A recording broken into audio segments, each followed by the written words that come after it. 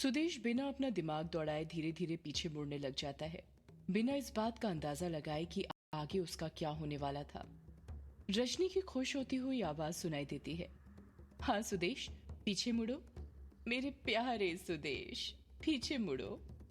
सुदेश पीछे मुड़ ही रहा था कि तभी उसके दिमाग में मायाधारी की बात आती है, जो मायाधारी ने उससे जाते वक्त कही थी।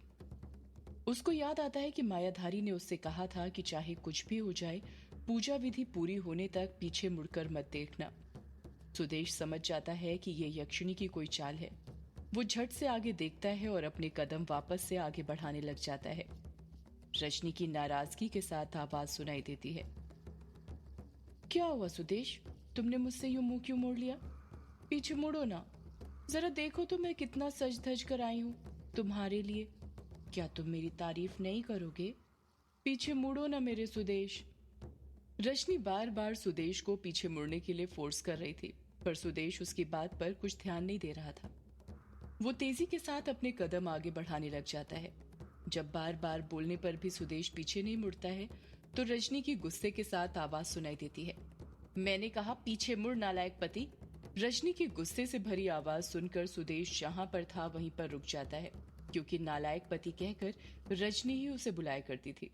सुदेश को लगने लग जाता है कहीं रजनी सच में तो यहाँ पर नहीं आ गई। सुदेश बार बार अपने मन से पूछ रहा था क्या सही है और क्या गलत, पर वो ढंग से फैसला नहीं कर पा रहा था। रजनी की आवाज आती है, मैंने कहा पीछे मुड़। सुदेश कुछ फैसला ले पाता कि पीछे मुड़े या ना मुड़े, उससे पहले ही उसके हाथ में जो नीला कमल का फूल था उसकी रोशनी कम होने लग जाती है। फूल की रोशनी कम होते हुए देख सुदेश घबरा जाता है और वो खुद से हड़बड़ाहट के साथ कहता है, ये क्या कर रहा है सुदेश, तू रुक क्यों गया? ये वासना के पीछे मत पड़, यक्षिणी पर ध्यान दे। अगर गलती से भी ये रिहा हो गई ना, तो सीधे तुझे संभोग से समाधि की ओर ले जाएगी। इतना कहकर सुदेश जल्दी जल्दी अपने कदम आगे बढ़ाने लग जाता है। आगे बढ़ते वक्त भी सुदेश को कई बार रजनी की, अमोदिता की, दिलीप की, जानकी की पुकारने की आवाज सुनाई देती है, पर वो पीछे मुड़कर नहीं देखता है, क्योंकि उसने अपने मन में ये बात ठान ली थी कि ये यक्षिणी की कोई चाल है, एक छलावा है। रेत पर केचुए के रेंगने से बनी लाइंस का पीछा करते करते सुदेश किश्नोई नदी के पास पहुंच गया था। वो देखता है कि 30 मीटर बाद ही लाइन खत्म होने वाली थी और उसके बाद एक नीला गोला बना हुआ था, जिसे देखकर सुदेश समझ गया था कि जरूर इसे बनाने के लिए केचुआ गोल गोल घूमा होगा और इस गोले के अंदर कमल के फूल को गड़ाना है।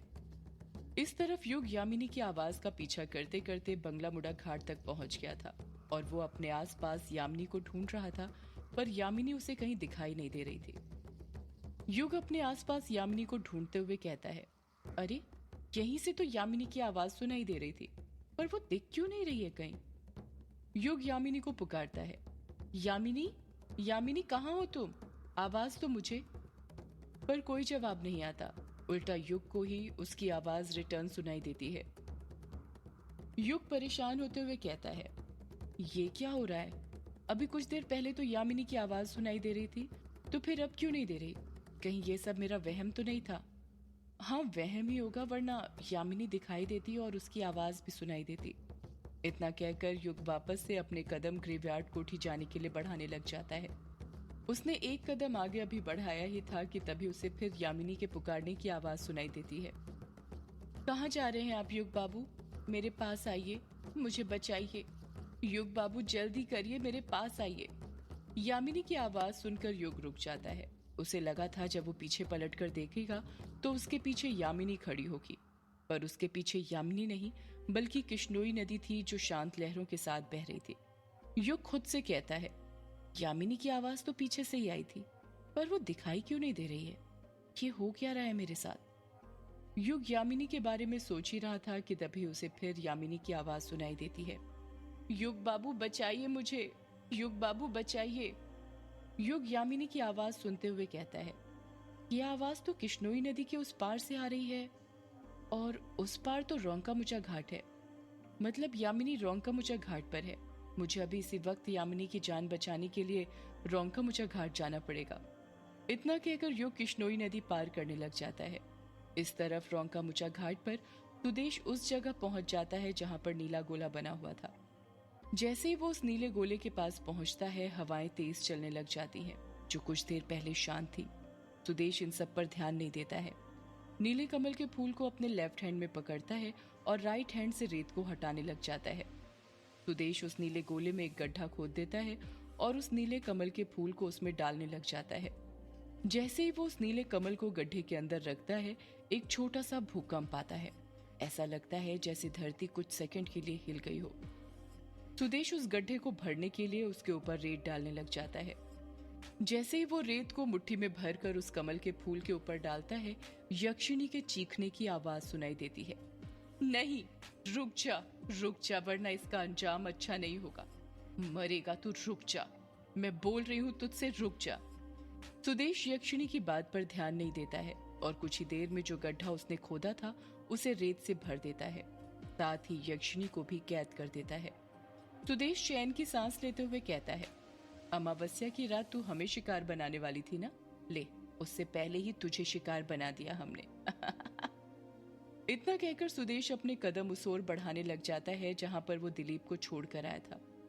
वहां पर पहुंचकर वो देखता है कि दिलीप आंख के चिन्ह के अंदर ही अपना पैर पकड़कर बैठा हुआ था। उसके पैर में अभी भी दर्द हो रहा था। होता भी कैसे नहीं, आखिर यक्षिणी ने पकड़ा जो था। सुदेश दिलीप के पास जाकर उससे पूछता है, जीजा जी आप ठीक तो है ना? अभी भी आपका पैर दर्द कर रहा है क्या? दिलीप सुदेश की बात का जवाब नहीं देता है और उससे दूसरा ही सवाल पूछ लेता है, तू मेरा छोड़ और ये बता, उस यक्षिणी को दफन करके आया है ना? कोई दिक्कत तो नहीं हुई? सुदेश दिलीप के सवाल का खुश होते हुए जवाब देता है, हाँ जीजा जी, उस यक्षिणी को मैं दफन करके आ गया हूँ। अब वो किसी का शिकार नहीं कर पाएगी, हमने उसका शिकार कर दिया है। दिलीप सुदेश की पीठ थपथपाते हुए कहता है, शाबाश सुदेश, पहली बार कोई काम पूरा किया है तूने। बड़ी आई थी मर्दों का शिकार करने वाली, पर वो मर्दों की ताकत को जानती नहीं है। जब मर्द अपनी पर उतर आते हैं तो कुछ भी कर सकते हैं। हाँ जीजाजी, सही कहा आपने। चलिए चलते हैं, अब उस यक्षिणी का खेल तो खत्म हो गया है। दिलीप अपनी जगह पर से उठने की कोशिश करते हुए कहता है, हाँ चल, अब हवेली पहुंचकर कल से वांगला त्योहार की तैयारी भी तो शुरू करनी है। बड़ा मजा आएगा इस साल का वांगला त्योहार मनाने में। इतना कहकर दिलीप अपनी जगह पर से उठने लग जाता है, पर तभी उसके राइट पैर में दर्द होता है और वो धड़ाम से नीचे गिर जाता है। दिलीप के मुंह से कराहने की आवाज निकलती है, आह मेरा पैर। सुदेश दिलीप को पकड़ते हुए कहता है, आप ठीक तो है ना जीजा जी? अगर ज्यादा ही पैर दर्द कर रहा हो तो मैं बल्लू काका को जिप्सी लेकर बुला लेता हूँ, उसी से घर तक चल देंगे।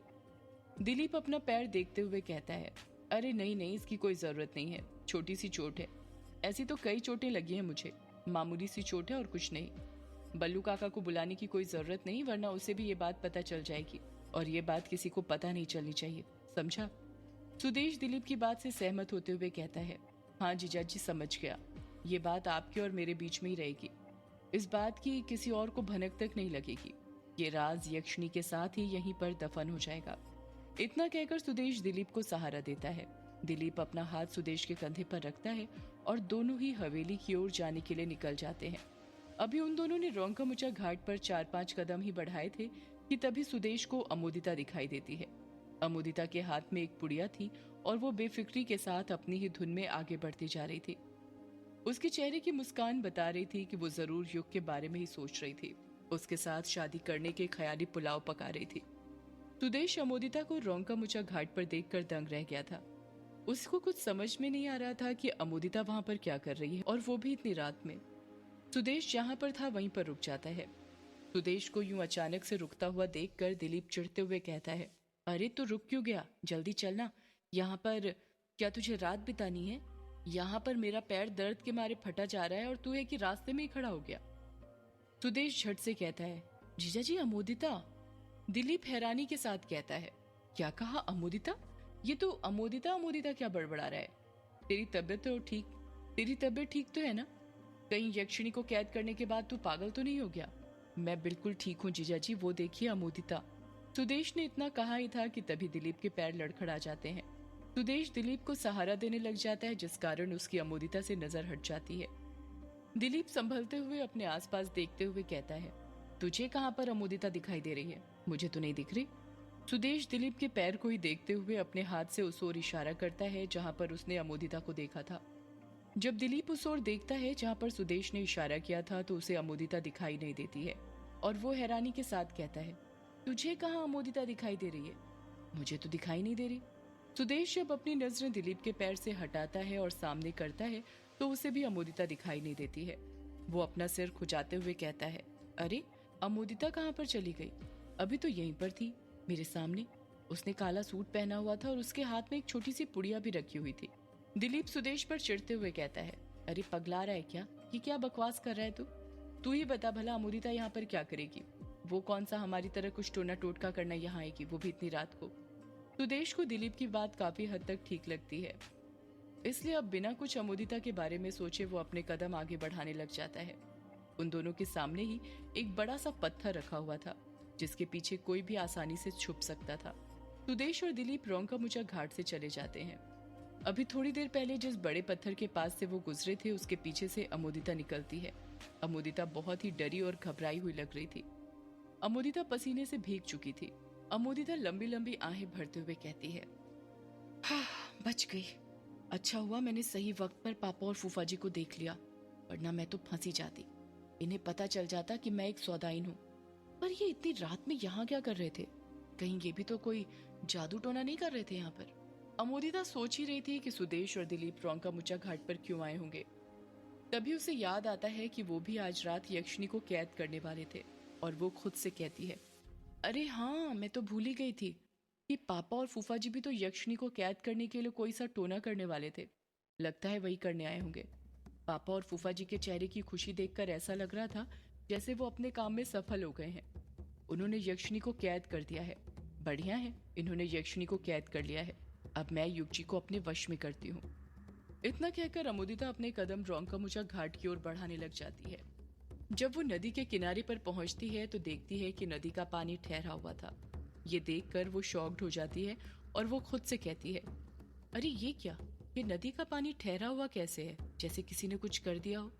ये पापा और फूफा जी यक्षिनी को कैद करने आए थे या क्या करने आए थे? पूरा पानी ठहरा के चले गए। खैर, मुझे क्या करना है? मैं तो वो करती हूँ जो मैं करने आई हूँ। इतना कहकर अमोदिता मंत्र पढ़ते हुए अपने हाथ की पुड़िया नदी के पानी के अंदर डाल देती है। वो पुड़िया भारी होने के बावजूद नदी के पानी के ऊपर तैरने लग जाती है और तैरते तैरते ही अमोदिता की नजरों से दूर होने लग जाती है। जैसे जैसे वो पुड़िया दूर होती जा रही थी अमोदिता खुश होती जा रही थी, क्योंकि उसे पता था वो पुड़िया जितनी दूर जाएगी उतने ही पास उसके युग आएगा।